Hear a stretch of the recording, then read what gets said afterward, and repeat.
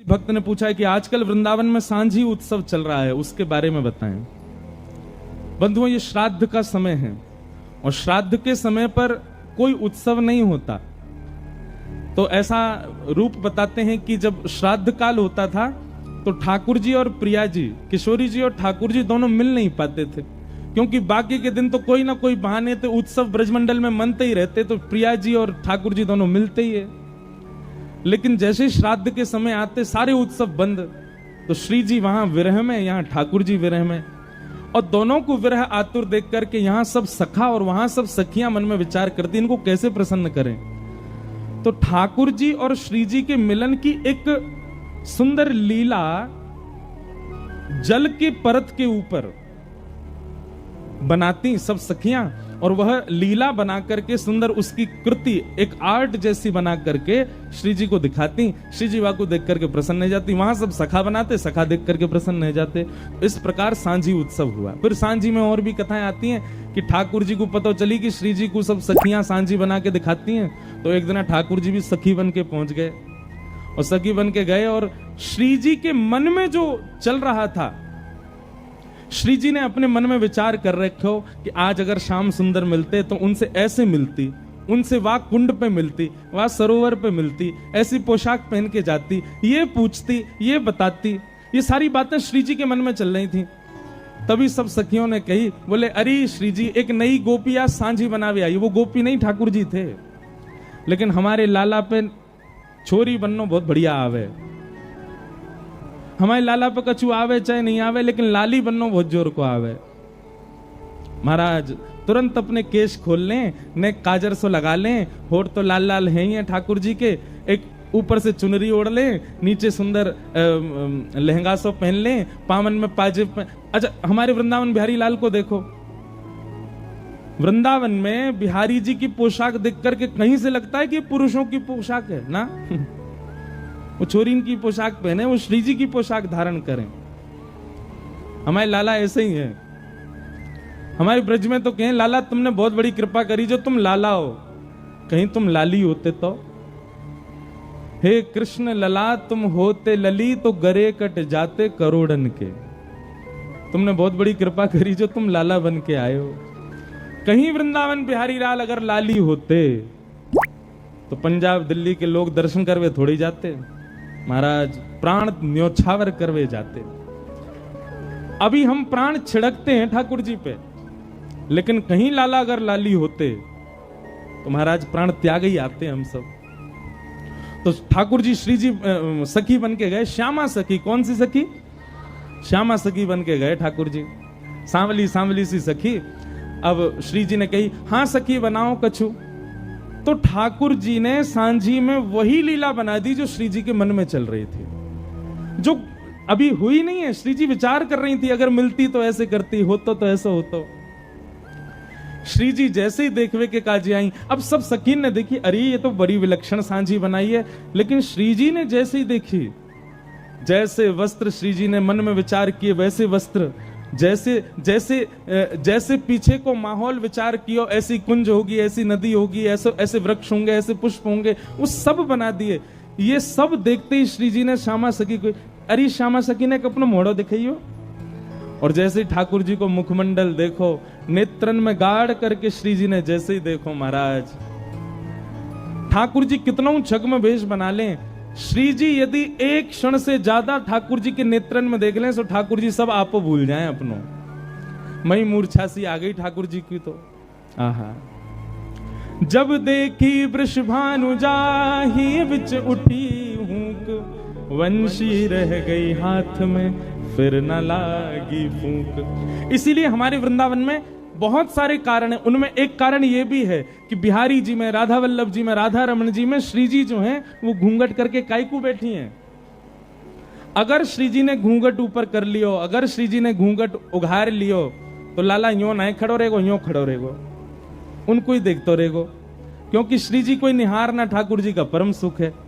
इसलिए श्री जी ने मन में विचार किया, भैया इतने वैष्णव दर्शन करवे आएंगे, जे लाला उनको ना देखेगो, अगर मैं उघारी रहूंगी तो। या हमारे श्री जी घूंघट करके बैठी हैं ताकि ठाकुर जी हमको दर्शन दे सकें, नहीं तो लाल जी तो उनको ही दर्शन करेंगे।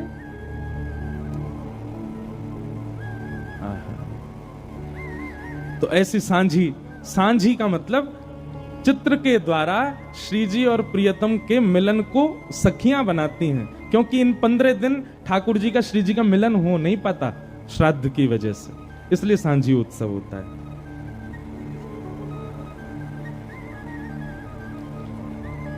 किसी ने ऐसा भाव रखा है कि हम कथा में सुनते हैं कि कितने सारे रसिक जनों को भगवान बात करते हैं, उन्हें दर्शन देते हैं, जैसे कि कुमनदास जी, सूरदास जी, माधवदास जी। भगवान उनसे प्रत्यक्ष बात करते हैं या विग्रह के रूप में करते हैं या स्वप्न में करते हैं, उनके साथ लीला कैसे करते हैं? ठाकुर जी प्रत्यक्ष दिखते हैं उनको। हमें आपको अदृश्यता लगेगी, लेकिन ठाकुर जी वहां बैठे होते हैं, उनके सामने बिल्कुल विग्रह प्रकट होता है। अब हमको विग्रह में दिख रहे हैं ठाकुर जी, पर यहीं गोविंद दास यदि बैठ जाएंगे तो उनके लिए ठाकुर जी यूं भी हो जाएंगे, उनके लिए ठाकुर जी यूं भी हो जाएंगे, उनके लिए ठाकुर जी ऐसे भी हो जाएंगे, हमको ऐसे ही दिखते रहेंगे। ठाकुर जी को प्रत्यक्ष, भक्तों को प्रत्यक्ष दिखते हैं। इसका एक प्रमाण गोविंद दास जी के वाणी में आता है। गोविंद दास जी की तो सारी वाणियों में आता है, पर एक वाणी ऐसी है कि एक बार गोविंद दास जी पद गा रहे थे। पद गाते गाते तो सामने बैठ के गुसाई जी सुन रहे थे, बहुत ध्यान से सुनना। तो पद सुन रहे थे गुसाई जी, तो गोविंद दास जी गाते गाते गाते बीच में रुक गए और रुक करके बोले, ए लाला ढंग से गाओ जी, कहा कर रहे हो, ऐसे ऐसे उधम ना करो, करे चलो प्रेम से गाओ।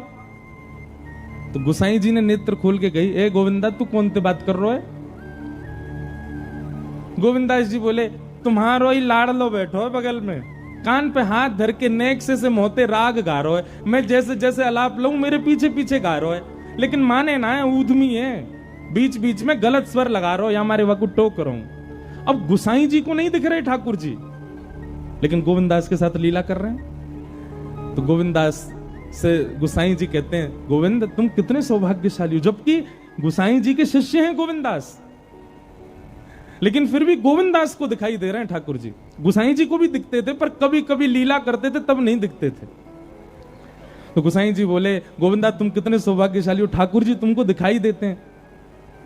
उनको कहना नहीं कि वो मुझे दिखें, मुझे बस इतना बताओ ठाकुर जी गा कैसा रहे हैं, ठाकुर जी जब गाते हैं तो उनका स्वर कैसा लगता है, ठाकुर जी जब गाते हैं तो उनका स्वर कानों को कैसा सुनाई देता है। गोविंद दास जी आनंद में भर गए।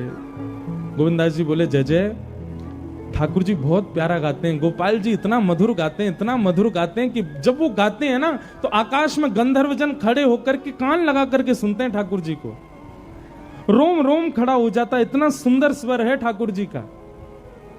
पर गुसाई जी बोले, पर मतलब कोई कमी करें? बोले नहीं, ठाकुर जी बहुत मधुर गाते हैं, पर हमारी श्यामाजू ठाकुर जी से भी मधुर गाती हैं, किशोरी जी ठाकुर जी से भी मधुर गाती है।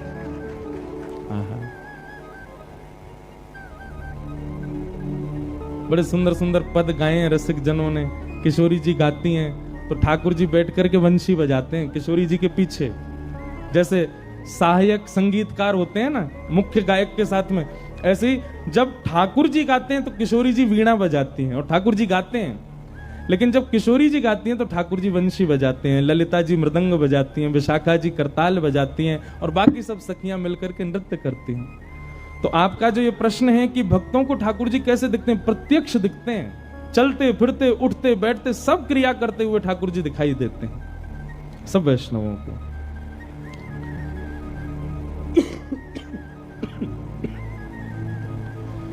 फिर बाकी के प्रश्न बहुत बड़े बड़े हैं। एक ने तुलसी जी की महिमा पूछी है, किन्हीं का प्रश्न है कि जब हम सब मृत्यु के बाद नरक में ही भोग लेते हैं तो फिर संसार में क्या भोगते हैं, नरक में तो सब खत्म हो जाता है। सबका उत्तर देते हैं। फिर एक का प्रश्न है कि कथा में रोज आती हूं पर कथा में ध्यान लगते लगते मेरा ध्यान भटक जाता है, इससे मैं क्या करूं? हमने पहले दिन कथा में बताया था, श्रीमद् भागवत जी में ही लिखा है, सवै पुंसाम परो धर्मो यतो भक्तिर अदोक्षजे अहै तुक्य प्रतिहता ययात्मा संप्रषेदति। भगवान की कथा में रुचि होने का मतलब है ठाकुर जी आपसे प्रेम करते हैं।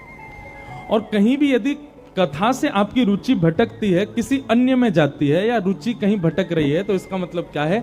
अभी साधन में, अभी भजन में, आपकी भावना में थोड़ी न्यूनता है, थोड़ी कमी है। उसको थोड़ा शीघ्र उचित करो। अच्छा, एक बात इसमें हम कहना चाहते हैं, सब खेल मन का है। मन में यदि भावना सुदृढ़ भगवत प्राप्ति की है तो आप कितना भी डिस्टरबेंस हो जाए कथा में, आपका मन भटकेगा ही नहीं। पर मन में जब अन्य साधन की भी इच्छा होती है, यह भी इच्छा है, वह भी इच्छा है, मेरे कपड़े कैसे लग रहे हैं, सबको दिख रहा है कि नहीं, मैं अच्छा लग रहा हूं कि नहीं, सबको दिख रहा है कि नहीं, मुझे उचित स्थान मिला कि नहीं, बैठने को अच्छा लग रहा है कि नहीं, और मेरे ऊपर हवा आ रही है कि नहीं आ रही है, और कूलर दूर रखा है आदि। जब इतनी सारी बातें आती हैं तो मन भटकेगा ही। लेकिन आपका उद्देश्य केवल एक है, मुझे प्रिया प्रियतम के साक्षात दर्शन करने, फिर चाहे अवस्था कैसी हो, व्यवस्था कैसी हो, स्थिति कैसी हो, आपका कथा से मन जा ही नहीं सकता। ये बात निश्चित मान लीजिए। कई लोग कहते हैं कथा बहुत अच्छी लगती महाराज जी, उनसे मैं पूछ लूं, अच्छा बताओ मैंने क्या सुनाया था, वो याद नहीं आ रहा क्या सुनाया था, पल्लक बहुत अच्छी रही थी। ऐसे नहीं। अरे महाराज, जब आपके चित्त में केंद्र बिंदु यदि केवल ठाकुर जी हैं, आपको समय भी पता होगा, आपको स्थिति भी पता होगी कि आपने इतने बज के इतने मिनट पर ये पद गाया था, आपने इतने पद पर ये किया था, ऐसे सब याद हो जाता है। कई बच्चे हैं, उनके 4 ट्यूशन लगे रहते हैं, तब भी बेचारे जबरदस्ती पास होते हैं स्कूल में। और कई बच्चे हैं वो केवल स्कूल में ही पढ़ते हैं, कोई ट्यूशन व्यूशन नहीं पढ़ते, फिर भी उनके 99% मार्क्स आ जाते हैं। क्यों? क्योंकि उनके चित्त में ऐसा नहीं है कि वो कोई घोटी बना के पीते होंगे। एक भामनी आती है, जो नहर होती है ना, नहर के किनारे काई जम जाती है, उसी काई से ही एक विशिष्ट प्रकार की एक औषधि निकलती है, उसको भामनी बोलते हैं, उसको और भी कुछ बोलते हैं। कई लोग उसको घोट घोट के पीते हैं, ताकि उससे क्या है कि एक बार पड़ी हुई वस्तु याद हो जाती है।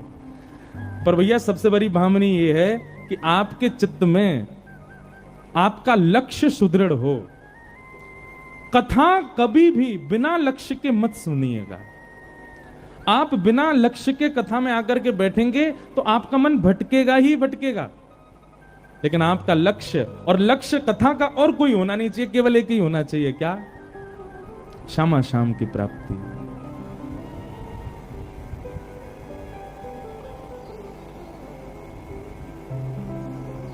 केवल उन्हीं की प्राप्ति हमारा मुख्य उद्देश्य हो, फिर आप कथा में बैठो, आपका मन भटक ही नहीं सकता। तो इसलिए जिनका भी ये भाव प्रश्न है कि हमारा मन बहुत भटकता है, आप थोड़ा अपना उद्देश्य सुदृढ़ करो। उद्देश्य सुदृढ़ हो जाएगा तो आपका मन भटक ही नहीं पाएगा। बोलो वृंदावन बिहारी लाल की। कलयुग में सांचे श्री कृष्ण यदि कहीं विराज रहे, सब जगह ही कृष्ण है, पर सांचे बिल्कुल पूर्ण रूपेण, जिनको कह दो कि एक बार देखते ही लगा कि हाँ श्री कृष्ण कहाँ है, जगन्नाथपुरी में श्री जगन्नाथ महाप्रभु। उनकी कल से लीला सुनाएंगे 4 दिन तक। उसके बाद फिर कानपुर में कथा करने जाएंगे, और फिर हम दोबारा पंजाब आ रहे हैं, चंडीगढ़ में 7 अक्टूबर से 13 अक्टूबर तक चंडीगढ़ में कथा सुनाएंगे। आप सब लोग अपने बोरिया बिस्तर बांध के वहीं आ जाना। अच्छा, हम कितने आसानी से बोल देते हैं जैसे आप लोगों पे कोई काम ही नहीं है। पर क्या होता कि दुनिया ऐसी होती, आप लोग केवल कथा सुनते, इसी से तो पेट भर जाता, इसी से आप लोगों की निद्रा पूरी हो जाती, इसी से प्यास बुझ जाती। हम कथा सुनाते, आप सुनते, पूरा जीवन यही चलता रहता है। कितना आनंद आता, यही लगा रहता, कुछ करना धरना नहीं। लेकिन फिर भी आप सबको अवकाश मिले तो आइएगा सब लोग चंडीगढ़ में। बोलो वृंदावन बिहारी लाल की। कथा क्रम में प्रवेश करें। भगवान श्री कृष्ण का रुक्मणी जी के साथ में विवाह संपन्न हुआ। ठाकुर जी का विवाह हुआ। चला लक्ष्मी चलम प्राणम चलम जीवत यौवनम चला चलेति संसारे धर्म एको ही निश्चल। संसार में हर वो वस्तु चलायमान है जिसको आप अचल देखना चाहते हो। शब्द पर ध्यान दीजिएगा। संसार में हर वो वस्तु चलायमान है जिसको आप और मैं और हम सब अचल देखना चाहते हैं। सबसे पहले अचल, चल और अचल तो समझते होंगे ना। हम किसको अचल देखना चाहते हैं? सबसे पहला लक्ष्मी। हमारी कमाई हो जाती है, हमारा बैंक बैलेंस बढ़ जाता है, तो हमारी इच्छा क्या होती है? चीजें भी आ जाएं और ये खर्च भी ना हो। हम सब चाहते हैं कि लक्ष्मी अचल हो। रिश्तेदार पैसा देकर के जाते हैं, बच्चे गुल्लक में धर लेते हैं, उसको जमा करते रहते हैं, लेकिन फिर भी लक्ष्मी का स्वरूप है, वो रुकेगी नहीं, वो चलेगी ही चलेगी, वो अचल नहीं है। चला लक्ष्मी, लक्ष्मी का स्वरूप है, वो चलायमान रहती है।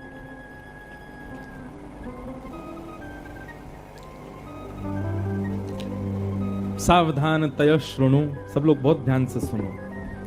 तो सबसे पहली वस्तु जिसको कोई भी नहीं चाहता कि वो उससे दूर जाए, उसका नाम क्या है? लक्ष्मी, धन। लेकिन वो आपके चाहने से रुकेगी नहीं, उसका स्वभाव है चलना, वो चलायमान रहती, चली जाएगी। दूसरी कौन सी वस्तु है जिसको हम कभी नहीं चाहते कि वो हमसे कभी दूर जाए या चले?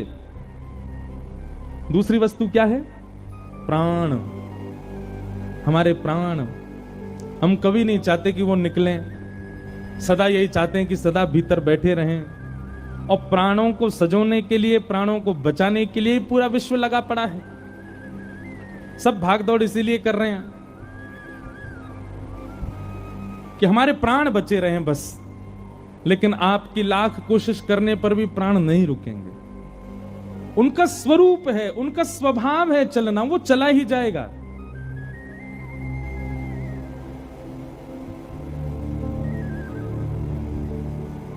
कि दम दा भरोसा यार, उदम आवे नावे,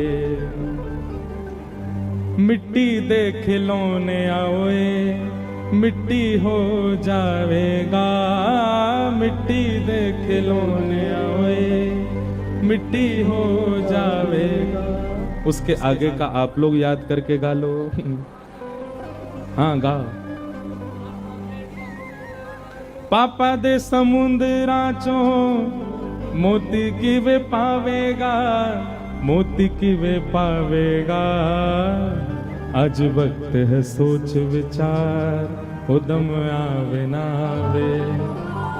आज वक्त है सोच विचार, दम आवे नावे। हो इस जीवन दे दिन चार, दम आवे नावे। कि दम दा भरोसा यार, दम आवे नावे।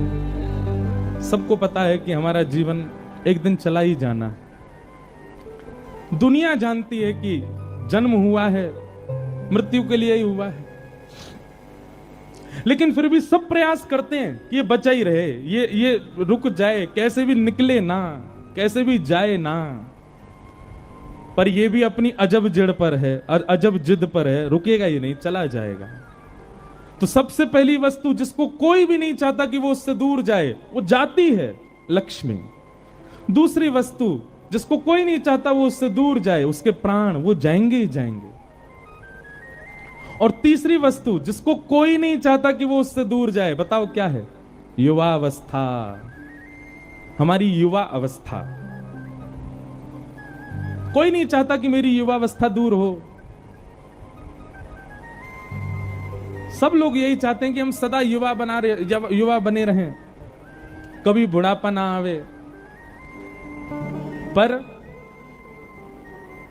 आंखों पे पड़ेगा जाला, नाक से बहेगा नाला, लाठी से पड़ेगा पाला, जरा जिंदगानी का। ये दिन तो सबके आने वाले भैया, यहां से कोई ना बचवे वारो। आज के 50 साल बाद जलंधर कथा करवे, हम छड़ी लेके ही आएंगे, और आप छड़ी लेके ही कथा सुनवे आओगे अपने नाती पोताने लेके। तो वृद्धावस्था तो आनी है, चाहे आप कितना भी प्रयास कर लीजिए। चला लक्ष्मी चलम प्राणम चलम जीवत यौवनम। और चला चले ति संसारे, संसार में हर वो वस्तु जिसको आप चाहते हो कि ये आपकी होके रहे, आपके पास रहे, चली जाएगी। इसलिए संसार में किसी भी वस्तु से इतना स्नेह मत करो। बंधुओं, संसार का नियम है, इतना लगाव मत करो, इतना स्नेह मत करो, किसी वस्तु के प्रति इतनी आसक्ति मत करो, क्योंकि जैसे ही आपकी आसक्ति बनती है, संसार का स्वभाव है छूटना, और जब वो छूटता है आप उदास हो जाते हो, निराश हो जाते हो। इसलिए संसार में किसी से अति लगाव मत करो, अति स्नेह मत करो। स्नेह करने वाले 5 लोग हैं बस। सबसे पहले ठाकुर जी। स्नेह उन्हीं को दो, अपना प्रेम उन्हीं को दो, अपना वक्त उन्हीं को दो, अपना सब कुछ उन्हीं को प्रदान कीजिए। दूसरे, ठाकुर जी की लीला, उस लीला से स्नेह करो। तीसरी वस्तु, ठाकुर जी का धाम। हम वो बात बता रहे हैं, उनका नाम बोल रहे हैं जो कभी दूर नहीं हो सकते आपसे। बाकी इनके अलावा जिससे भी स्नेह करोगे, जिससे भी प्रेम करोगे, जिससे भी प्रीत लगाओगे, छूटेगा, दूर होगा। ठाकुर जी दूर नहीं होंगे। लीला से स्नेह करो, लीला दूर नहीं होगी, बल्कि लीलाएं आपको दिखने लग जाएंगी। ऐसी ऐसी लीला जिनका आपने वर्णन नहीं सुना कथा में, वह भी आपके चिंतन में आने लग जाएंगी। कितने बालकों को मैं जानता हूं जो लीला दर्शन करते हैं, जिनको स्थिति का दर्शन होता है, ठाकुर जी की अद्भुत लीलाएं देख लेते हैं। तो सबसे पहले ठाकुर जी, दूसरे लीला, तीसरा धाम। ठाकुर जी का धाम, वृंदावन हो, बरसाना हो, नंदगांव हो, द्वारिका हो, जगन्नाथपुरी हो, बद्रीनाथ हो, धाम के प्रति प्रेम प्रदान करो। और चौथे, महाप्रसाद, ठाकुर जी का अधरामृत, उसके प्रति खूब स्नेह रखो। और 5वां और अंतिम, हरि के जन। हरि को जो भजते हैं, हरि को जो गाते हैं, हरि को जो सुनाते हैं, हरि को जो सुनते हैं, हरि में जो रहते हैं, हरि के ही जो हैं, उनसे, इन 5 भावों से आप प्रीति करो। इन 5 लोगों के प्रति आप अपना सर्व समर्पण करो, कभी खत्म नहीं होगा, सदा बना रहेगा। इसके अतिरिक्त आपने जिसको भी अपना प्रीति दी, प्रेम दिया, समय दिया, हृदय दिया, वो छूटेगा ही छूटेगा। चला लक्ष्मी चलम प्राणम चलम जीवत यौवनम चला चलेति संसारे धर्म एको ही निश्चल। एकमात्र धर्म ऐसा है जो निश्चल है। ठाकुर जी ऐसे हैं जो निश्चल हैं। एक कथा सुनाए। 2 कन्याएं थी छोटी छोटी, बहुत ध्यान से सुनना। एक राजा की बेटी थी और एक ब्राह्मण की बेटी थी। दोनों सखा थी, आपस में मित्र थी। एक बार राजा के यहां पर एक संत का आगमन हुआ, तो संत शालिग्राम भगवान की सेवा कर रहे थे। वो दोनों कन्याएं बैठ करके देख रही थीं। दोनों के मन में भाव आया, इस संत जैसे सेवा करते हैं वैसी सेवा हमको भी मिल जाए। तो दोनों संत से कहने लगी, बाबा हमको भी सेवा दे दो, हमको भी ठाकुर जी दे दो। तो संत ने मन में विचार किया, छोटी छोटी कन्याएं, ये क्या जाने असली नकली क्या होता है। उन्होंने शालिग्राम जैसे दिखने वाले चिपटे 2 पत्थर लिए और दोनों कन्याओं को दे दिए। दोनों कन्याएं बड़ी प्रसन्न हो गईं, बोले वाह हमको ठाकुर जी मिल गए। दोनों ने गुरुजी से पूछा, गुरुजी इनका नाम क्या रखें। तो गुरुदेव ने कहा, तुमको जो प्रिय लगे वो नाम रखो इनका। तो कन्याएं जो वो बड़े चिकने से पत्थर थे, एक आध बार हाथ से फिसल गए। तो एक कन्या ने कहा, बोले इनका नाम रखते हैं सिलपिल्ले भगवान। कौन से भगवान? और दोनों ने अपने ठाकुर जी का नाम रख दिया सिलपिल्ले। ये कोई ऐसी कथा नहीं, भक्तमाल जी में कथा है ये। तो सिलपिल्ले भगवान, दोनों कन्याओं के सिलपिल्ले भगवान हो गए। अब दोनों कन्याओं के साथ में कैसी घटना घटी। तो जो ब्राह्मण कन्या थी, जो थोड़ी बड़ी हो गई, सिलपिल्ले भगवान की सेवा करती थी, उसके 2 भाई थे। दोनों भाइयों में विवाद हो गया, दोनों भाई अलग अलग रहने लगे। एक दिन विवाद के कारण बड़े भाई ने छोटे भाई के घर में आकर के लूट मार करी, उसको मार पीटा और घर का सारा सामान हड़प के ले गया। उसी सामान में बहन के सिलपिल्ले भगवान भी ले गया। और बहन तो बेचारी रोने लगी, उसके तो ऐसे प्राण हो गए मानो बस अब जीवित ही नहीं रह पाएगी ठाकुर जी के बिना। रोने लगी, भैया से कहने लगी, भैया बोला पूरा घर लुट गया, उसकी तुझको चिंता नहीं, वो तेरे पत्थर के भगवान खो गए उनके लिए रो रही है। बोले वो पत्थर नहीं है, मेरे प्राण है, मेरे जीवन है, वो नहीं मिले तो मैं प्राण निकल जाएंगे मेरे। बोले जा, किसी और ने थोड़ी लूटा, बड़ा भाई है हमारा, जाके मांग ले, दे दे। तो बहन अपने बड़े भाई के घर गई और बड़े भाई से जाके कहा, भैया कुछ मत दो, सब रख लो अपने पास, पर मेरे सिलपिल्ले भगवान। अब सिलपिल्ले नाम सुनते ही सब हंसने लगे वहां पे। और जितने भी उसके भाई के साथ, वो तो गुंडा प्रवृत्ति का था, उसके साथ में जितने भी लोग सब हंसने लगे। अच्छा क्या नाम तुम्हारे ठाकुर जी का? बोले सिलपिल्ले भगवान। और जोर से हंसे। भैया मेरे भगवान दो। बोले अंदर सारा सामान पड़ा है, तू जाके अपने आप ढूंढ ले ठाकुर जी कहां हैं। अंदर जाने लगी तो एक जो उसके भाई का पूरा गैंग था, उसमें से एक बोला, अगर तेरी इतनी भक्ति है कि तू अपने भगवान के बगैर नहीं रह पा रही, तू यहीं खड़ी खड़ी बुला ले, तेरे ठाकुर जी अपने आप ही निकल के आ जाएं। ये बात उसके प्रेम पर मानो प्रश्न चिन्ह लग गया।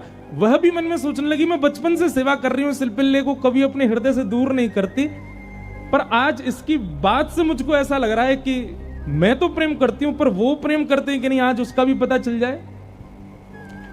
और बाहर खड़े खड़े करुण क्रंदन करते हुए, भाव निमग्न होते हुए, नेत्रों से अविरल अश्रुधार गिर रही है। हां नाथ, हां मेरे सिलपिल्ले नाथ, मेरे पास आ जाओ। दोनों भुजा उठा करके जैसे ही रुदन करने लगी, कक्ष में से वो सामान्य सा पत्थर जिसकी वर्षों से सेवा कर रही थी, वो अपने आप उछट करके आया और उस कन्या के हृदय से आकर के लग गया। बोलो सिलपिल्ले भगवान की। और महाराज ये देख करके भाई और उसका जो पूरा गैंग था, वो सब आश्चर्यचकित हो गए। परिणाम ये हुआ कि सब लोगों ने अपनी सब सामग्री जो उसके भाई की लूट ली थी, सब इकट्ठी करके दे आए। बोले भैया हम तो ऐसी समझते थे, पर आज वास्तव में हमने भक्ति का दर्शन किया। अब राजकन्या जो थी, उसके सिलपिल्ले भगवान, उनके साथ कैसी घटना घटी? कन्या का विवाह हुआ और जिस पुरुष के साथ में विवाह हुआ वो किसी भी रूप से भक्त नहीं था, ना वो भक्त था ना उसका परिवार भक्त था।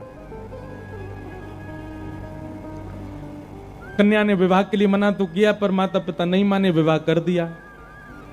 अब वो तो बस अपने सिलपिल्ले भगवान को हृदय से लगा के रहे। बोले कि मुझे पता है ये मेरा पति और ये परिवार पूरा जो है, ये बिल्कुल भी भक्ति भाव इनके चित्त में नहीं है, पर नाथ बस आप मेरे साथ रहोगे तो मैं पूरा जीवन निकाल लूंगी। अब जिससे उसका ब्याह हुआ था, वो तो काम क्रोध लोभ मोह सब था उसके अंदर, वो तो इसी कारण से विवाह कर रहा था, भोग वृत्ति थी उसकी। लेकिन कन्या के चित्त में यह भाव था कि भाई ये वैष्णव नहीं है, इसको तो मैं स्पर्श भी नहीं करने दूं अपना। रात्रि में चर्चा कर रहा था पत्नी से, बातें करने लगा। बातें करते करते और उसने कहा, ये क्या है तुम्हारे हाथ में? बोले ये मेरे भगवान है, सिलपिल्ले भगवान। सिलपिल्ले नाम सुनते ही इतना हंसा, हंसते हंसते बिस्तर से गिर गया। बोले कौन है? सिलपिल्ले भगवान।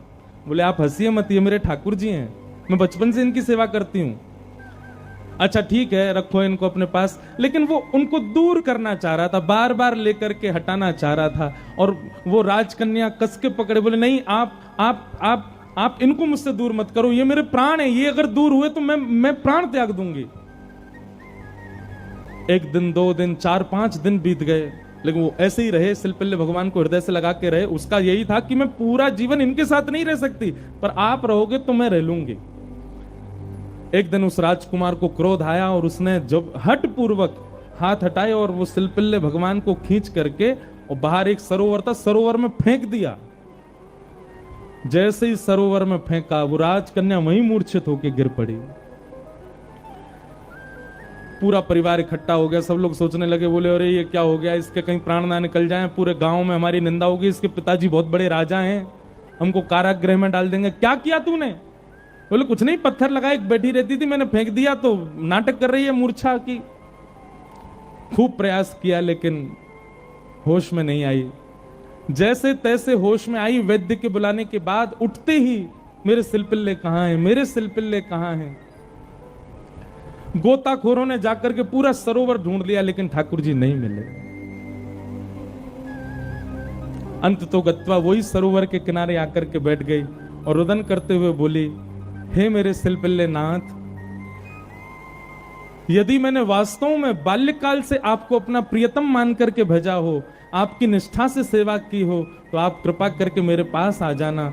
और यदि आप मेरे पास नहीं आए तो मैं एक क्षण और चिंतन नहीं करूंगी, तुरंत अपने प्राणों का परित्याग कर दूंगी। उसका पूरा परिवार खड़े होकर के देख रहा था। जैसे ही उसने कहा कि हे नाथ, यदि आप नहीं आए तो मैं प्राण त्याग दूंगी, ये बात कहते ही हाँ नाथ, हाँ नाथ, हाँ नाथ करुण क्रंदन करने लगी। तुरंत सरोवर में से अपने आप सिलबिल्ले भगवान निकल करके आए और उसकी छाती से आकर के लग गए। और ये दृश्य देख करके परिवार पूरा जो था वो तो नतमस्तक हो गया और उस कन्या को वापस उसके घर ही छोड़ आए। बोले भैया, ये इतनी ऊंची श्रेणी नहीं है हमारी कि हम इसके साथ रहें, हमसे अपराध बनेगा यदि हम इनको अपने पास रखेंगे। तो ये तो हमारी कोई गुरु स्वरूपा है। प्रीति, अरे सामान्य से पत्थर को उन्होंने भगवान मान लिया। और ठाकुर जी उसमें भाव, जरूरी नहीं है कि धातु प्रधान होता है, जरूरी नहीं है कि कोई वस्तु विशेष। ये बात आप बहुत ध्यान से सुनिएगा। कई लोग भेद मानते हैं, अपने लड्डू गोपाल को सामान्य समझते हैं, वृंदावन बिहारी लाल को विशेष समझते हैं। उनको लगता है मंदिर में जो बिहारी जी बैठे हैं ये विशेष हैं, हमारे संग जो डलिया में डोल रहे हैं ये इतने विशेष नहीं है। क्यों?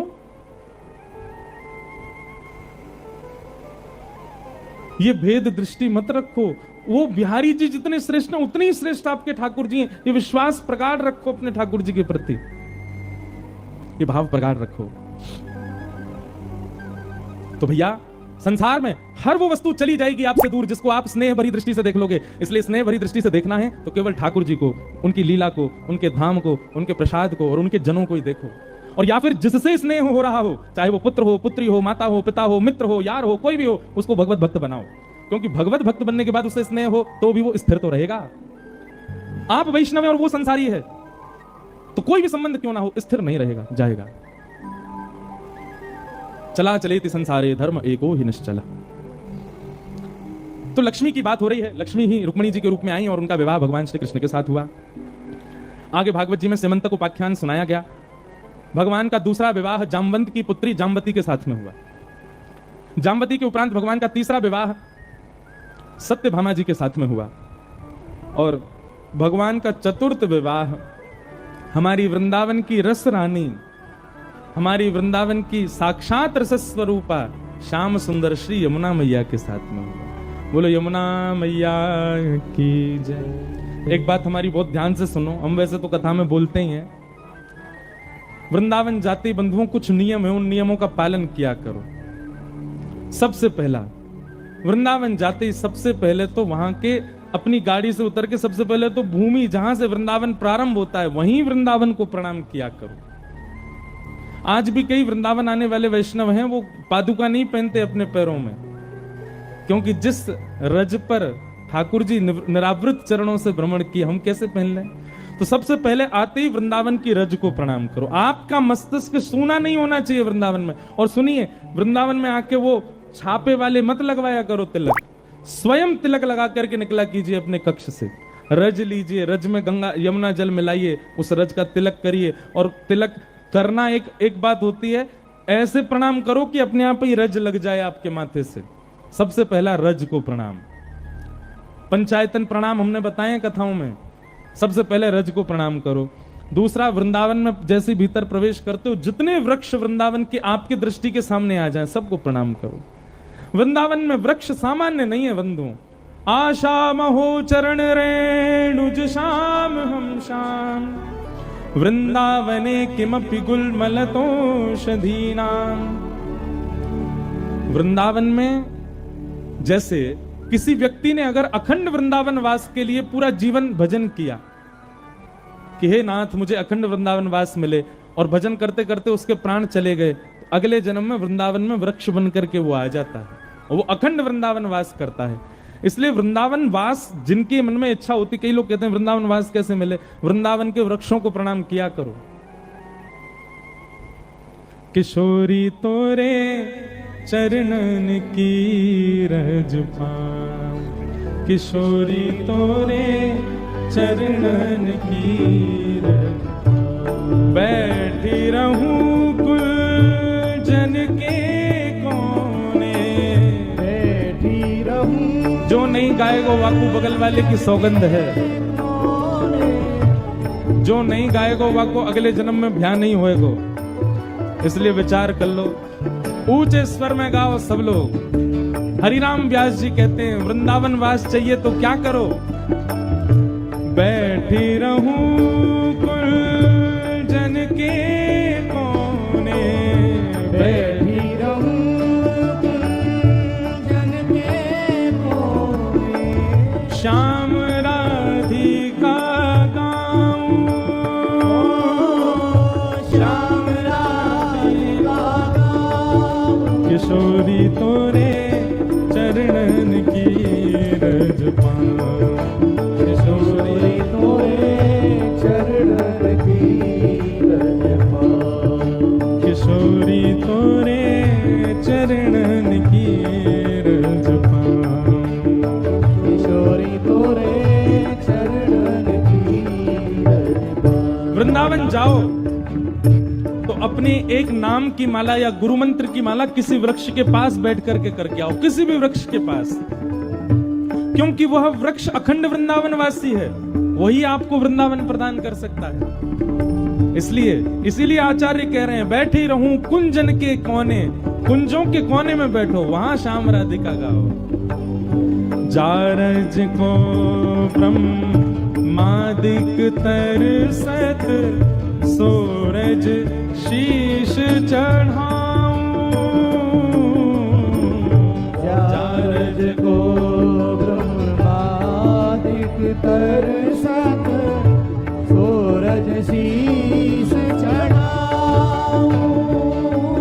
हे व्यास स्वामिनी की छवि निरखत, व्यास स्वामिनी की छवि निरखत, व्यास स्वामिनी की छवि निरखत, व्यास स्वामिनी की छवि निरखत, ओ विमल विमल यश गाऊं,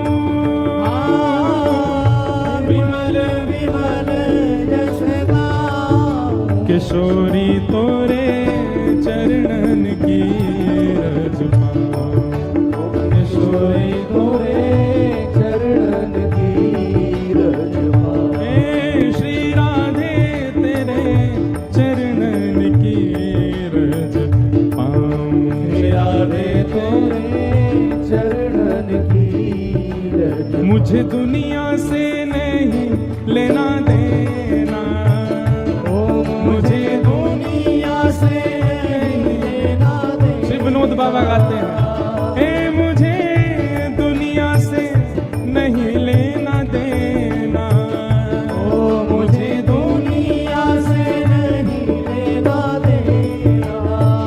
ओ ये जगत है एक सपना, ये जगत है एक सपना,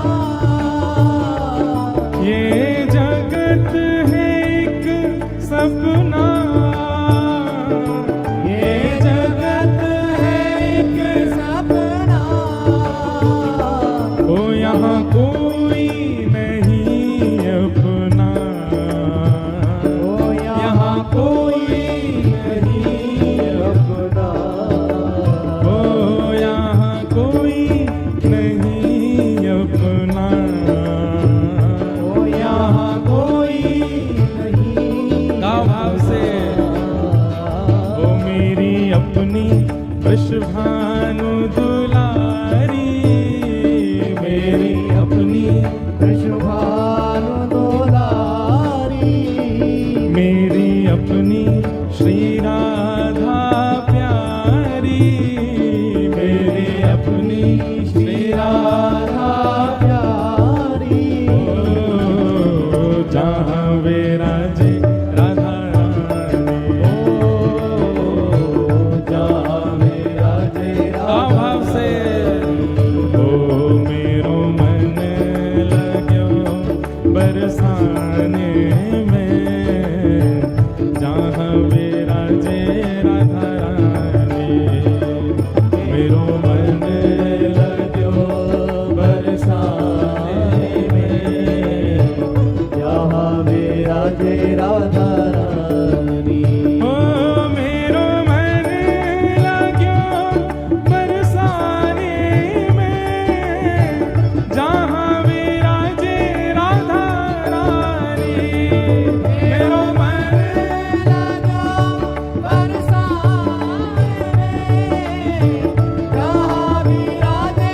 बोल बरसाने वाली की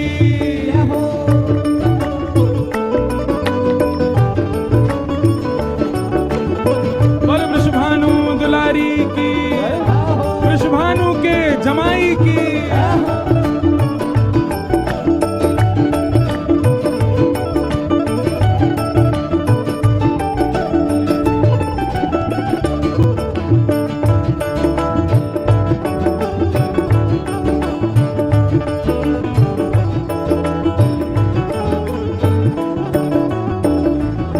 मुझे दुनिया से नहीं कोई काम मुझे दुनिया से नहीं कोई काम हे मुझे दुनिया से नहीं कोई काम मुझे दुनिया से नहीं कोई काम तो फिर मैं तो जपू राधा राधा नाम मैं तो जपू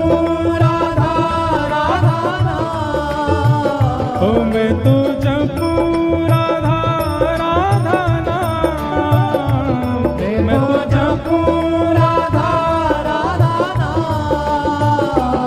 दर्शन करूं शुभ शाम दर्शन करूं शुभ शाम ओ मेरे मन में विराजे श्याम दीवानी मेरे मन में विराजे श्याम दीवानी मेरे मन में विराजे श्याम दीवानी मेरे मन में विराजे श्याम दीवानी जहाँ विराजे राधा रानी जहाँ विराजे राधा रानी ओ मेरो मन लगो बरसाने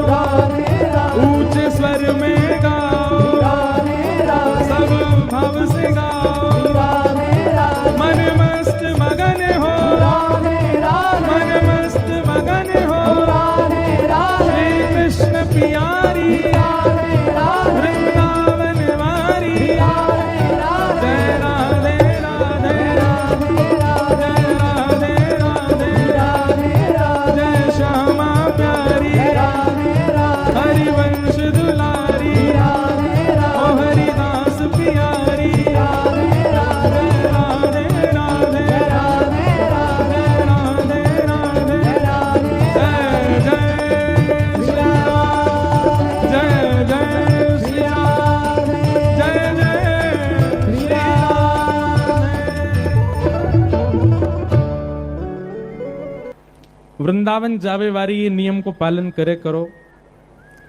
वृंदावन प्रवेश होते ही बिना रज के आपका मस्तिष्क नहीं होना चाहिए, आपके मस्तिष्क पर ब्रजरज अंकित होनी चाहिए। जैसे स्कूल में आईडी कार्ड अनिवार्य है, जैसे स्कूल यूनिफॉर्म अनिवार्य है, वृंदावन की एक ही यूनिफॉर्म है, क्या? ब्रजरज माथे पे होनी चाहिए। दूसरी बात, वहां के लता वृक्ष गुल्म आदि यही कृपा करेंगे, ये अखंड ब्रजवासी हैं, इनसे प्रार्थना करो। हरिराम व्यास जी के चरित्र में आता है कि जब श्री हरिराम व्यास जी को वापस ले जाने लगे वृंदावन से, तो हरिराम व्यास जी वृंदावन की लता पत्र गुल्म वृक्षों को पकड़ पकड़ करके रोने लगे और वृक्षों से निवेदन करने लगे, आप कृपा करो, आप ही अखंड ब्रजवासी हो, आपके अनुग्रह से हम वृंदावन बस जाएंगे। और फिर एक वृक्ष से लिपटे लिपटे ही हरिराम व्यास जी को थोड़ी चेतना आई, मानो वृक्ष ने ही संकेत किया कि अरे बिहारी जी को, राधा वल्लभ जी की प्रसादी बट रही है, जाके जल्दी पाओ। हरिराम व्यास जी को लगा कि अब मैं वृंदावन से तो जाने वाला ही हूं, कहीं मेरे प्राण निकलने वाले होंगे, उससे पहले मैं प्रसाद तो पालूं। दौड़ करके गए तो प्रसादी बट गई थी, सब में वितरित हो चुकी थी। अंतिम प्रसादी का भाग मेहतरानी को दिया गया, झाड़ू लगाने वाली को। हरिराम व्यास जी जैसे पहुंचे तो प्रसादी तो बट गई। हरिराम व्यास जी बोले अब मैं कहां पाऊं? तो एक मेहतरानी बैठी थी झाड़ू लगावे वाली, वाकी हाथ में रोटी, वापे ऊपर कड़ी पकौड़ी धरी। हरिराम व्यास जी गए, वाके आगे हाथ फैला लियो, बोले ला नेक्स्ट तो प्रसाद मुझे दे दे। मेहतरानी बोली अरे मैं तो एक मेहतरानी हूं, मैं तो झाड़ू लगावे वाली हूं, मेरे हाथ को प्रसाद पाओगे महाराज? आपको धर्म नष्ट हो जाएगा। हरिराम व्यास जी बोले जब प्रसाद हमारे पास आवे से पहले ये विचार ना करे कि कौन ब्राह्मण, कौन क्षत्रिय, कौन वैश्य, कौन शूद्र, कौन हरिराम व्यास, कौन मेहतरानी, तो फिर तू इतना विचार क्यों कर रही है? जब प्रसाद ने तेरे पास आवे में कोई बैर भाव नहीं रखो, तेरे पास तुरंत आ गए हो, वाह प्रसाद को मोह देवे में तू इतना बैर क्यों कर रही है? अरे चल जल्दी दे। और हरिराम व्यास जी ने उस मेहतरानी की प्रसाद को जैसे ही पाया, उनका एक बहुत सुंदर पद है, व्यास जी का मिल जाए तो, हाँ ध्यान से सुनना, हरिराम व्यास जी क्या कह रहे हैं कि व्यास मिठाई विप्र की तामे लागे आग, व्यास मिठाई विप्र की तामे लागे आग, वृंदावन के स्वपच की झूठन खइये माग, श्री वृंदावन के स्वपच की झूठन खइये माग। वृंदावन में भैया सुच्चो सुच्चो प्रसाद मिले, जो मत रखो। बंदर कई बार खाते खाते आधो छोड़ जाए, वो को उठा के खा जाए करो। वृंदावन को वही को झूठो मिल जाए, वो हरिराम व्यास जी आज्ञा कर रहे हैं। वृंदावन के स्वपच को रहिए सेवक होए, तासों भेद न कीजिए पीजे पद रज धोए। ये तो वृंदावन के स्वपच के लिए बताया गया। बहुत ध्यान से सुनो सब लोग, आज बहुत गर्मी है, बहुत गर्मी है। चलो अभी हम एसी चलवाते हैं, आज नहीं कल चल जाएगा, ठीक है? एसी सब घर में जाना, सोफा पे बैठना, एसी चला के 6 बजे से ही बैठ जाना। आज बहुत गर्मी है ना, हमारे एसी भी नहीं चल रहे, तो पहले दिन आते ही ना चल रहे, बस आपको दिखावे को लगा रखे हैं।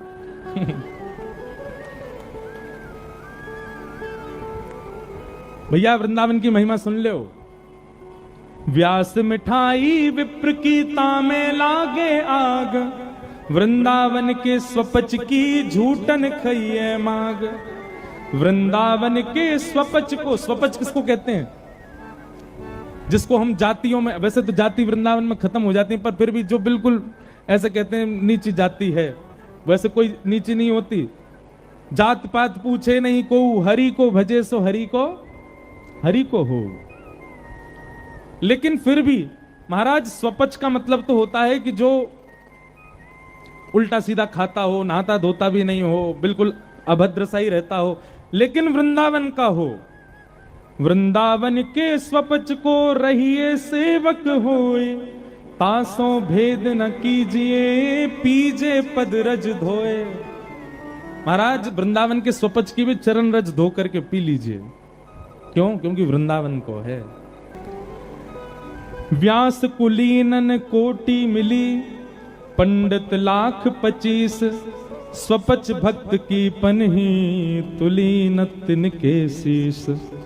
व्यास सपच बहु तरि गए, एक नाम लवलीन, चढ़े नाब अभिमान की, बूढ़े बहुत कुलीन।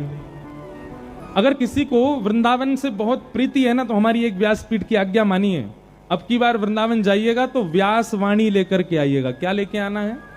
व्यास वाणी। जहां हरिराम व्यास जी के द्वारा कहे गए पद उसमें अंकित हैं। अच्छा, एक बात हम पहले ही बता दें, हरिराम व्यास जी के कई सारे पद ऐसे हैं, उनको पढ़ोगे तो आपको मन में जो है घबराहट हो सकती है, लेकिन वृंदावन की रीति यदि समझनी हो तो अब की बार वृंदावन जाइए और व्यास वाणी लेकर के आइए। अति सुंदर पद हैं व्यास जी के।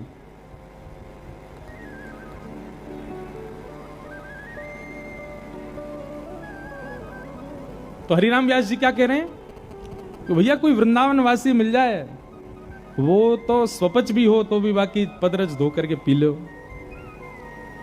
होना चाहिए वृंदावन वासी। तो वृंदावन में सबसे पहले रज को शीश पर धारण करो, दूसरा वृंदावन के सुंदर वृक्षों को प्रणाम करो, तीसरा वृंदावन में श्री यमुना जी को प्रणाम करो। लोग बाग आते हैं वृंदावन, बिहारी जी, राधा वल्लभ आदि सब दर्शन कर करा के भाग जाते हैं वहीं से। यमुना जी को आप प्रणाम ही नहीं करते। ठाकुर जी के दर्शन से पहले ये होना चाहिए, यमुना जी को वंदन करो, यमुना जी को प्रणाम करो। रज प्रणाम, वृक्ष प्रणाम, यमुना जी को प्रणाम, और उसके बाद चौथा प्रणाम ब्रजवासियों को प्रणाम। ब्रज के जो वासी हैं उनको वंदन करो, और पंचम प्रणाम कीजिए श्री गोपेश्वर महादेव को। इन 5 को प्रणाम करने के बाद तब जाइए जहां आपकी ठौर है, जहां आपके गुरुदेव हैं, जहां आपको मन लगो भयो है। इन 5 को प्रणाम करके आप जाएंगे तो ही आपकी वृंदावन रीति, वृंदावन दर्शन पूर्ण होगा। तो भगवान का चतुर्थ विवाह किनसे हुआ? श्री यमुना जी के साथ में हुआ। श्याम सुंदर श्री यमुने मैया की जय। तत्पश्चात भगवान के 8 प्रमुख विवाहों के बारे में बताया गया। भौमासुर के यहां पर 16,100 राजकुमारियां बंधी थीं। भगवान ने उन 16,100 राजकुमारियों को वहां से मुक्त किया और उनके साथ भी विवाह किया। हम अनेक बार अपनी कथाओं में इन विवाहों का प्रसंग बहुत विस्तार से बता चुके हैं। ये कौन है, कैसे हैं, यह सब भी बता चुके हैं। ठाकुर जी ने किसी स्त्री विशेष से ब्याह नहीं किया है बंधुओं। ये अष्टपटरानियां कौन हैं? अष्टधा प्रकृति, पृथ्वी, जल, अग्नि, वायु, आकाश, मन, बुद्धि और अहंकार, ये 8 भगवान की मुख्य पत्नियां हैं। जो भगवान ने प्रकृति बनाई, जिन अष्ट तत्वों से उन्हीं से ही ठाकुर जी ने विवाह किया। तो भगवान की जो मुख्य 8 पत्नियां हैं, ये एक एक तत्व को संकेतित करती हैं। तत्पश्चात 16,100 राजकुमारियां ये भौमासुर के यहां बंधी थीं। भगवान ने इनको मुक्त करके आज्ञा की अपने अपने घर जाओ, पर इन्होंने कहा कि हमको कोई स्वीकार नहीं करेगा। तब भगवान ने इनसे ब्याह किया। ये 16,100 वेद के मंत्र हैं, उन मंत्रों ने ही मूर्त रूप धारण करके ठाकुर जी से विवाह किया। 16,108 भगवान के विवाह हुए। वैसे तो बंधुओं ये पूरा विश्व ही भगवान की विवाहित कन्या है। हम सबका विवाह ठाकुर जी से हुआ है। ठाकुर जी ही परम पुरुष हैं। आगे भगवान भागवत जी में राजा नृण की कथा आती है। नारद जी भगवान की ग्रहचर्या देखने गए, उन सब का प्रसंग सुनाया गया। भगवान की नित्यचर्या बताई गई। राजसूय यज्ञ में भगवान 20,000 राजकुमारों को लेकर के पहुंचे पांडवों के यहाँ, ये सब कथा बताई गई। जरासंध के यहाँ भगवान अर्जुन और भीम के साथ में गए, जरासंध का उद्धार किया। सब कथाएं बहुत विस्तार से हैं। तत्पश्चात ब्रज द्वारिका मिलन के प्रसंग सुनाए गए।